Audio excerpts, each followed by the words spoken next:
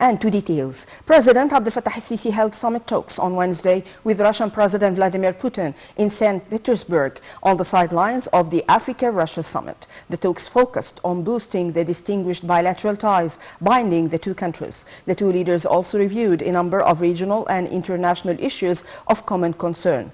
During the talks, President el-Sisi stressed the importance of the Africa-Russia summit. The president also praised the Russian support in establishing Al-Dab'a nuclear plant. For his part, the Russian president praised the distinguished bilateral relations with Egypt, saying that the two countries have joint mega projects. Putin also noted that the trade exchange between Egypt and Russia increased last year. Earlier on Wednesday, President Abdel Fattah el-Sisi arrived in the Russian city of St. Petersburg to attend the second edition of the Africa-Russia Summit, which will be held on Thursday. A number of economic, trade and cultural activities, including the Economic and Humanitarian Forum, will be held on the sidelines of the summit. The summit aims at supporting and deepening the distinguished and historical relations between the African continent and Russia. The summit also aims to enhance consultation between the two sides on how to address common challenges. The Africa-Russia Summit was inaugurated in 2019 under the Egyptian presidency of the African Union.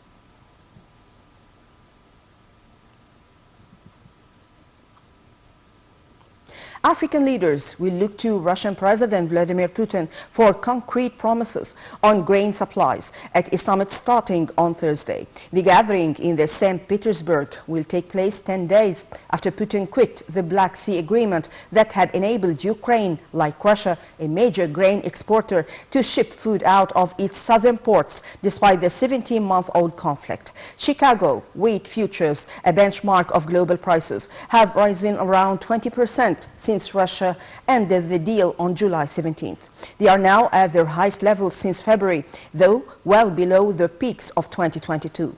Putin wrote in a pre-summit article on the Kremlin website that less than 3% of the grain shipped had reached the poorest countries, ignoring the wider effect of the deal in pushing down prices worldwide.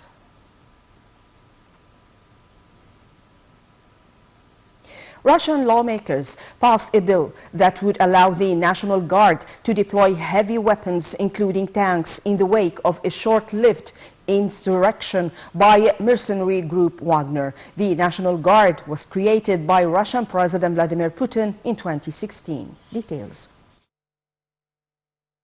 Russian lawmakers passed a bill that would allow the National Guard to deploy heavy weapons, including tanks, in the wake of a short-lived insurrection by mercenary group Wagner.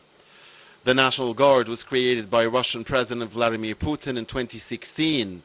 The force has since taken on a broader role, joining Moscow's offensive on the Ukraine, which was launched in February of last year. According to the legislation passed by Parliament's lower house, the force, which answers directly to Putin, will be able to possess military-grade weapons, including heavy weapons. The bill was approved after the Russian Defense Ministry said it was taking possession of military hardware from Wagner mercenaries following their aborted uprising last month. The legislation comes as the Kremlin seeks to bolster its security apparatus after Wagner chief Yevgeny Prigozhin staged a mutiny with a vow to topple the country's top military brass.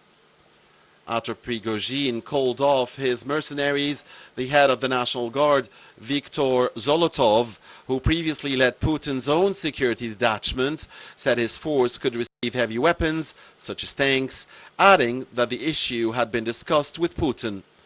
The bill had to be approved by the upper chamber and approved by Putin, steps that are considered a formality.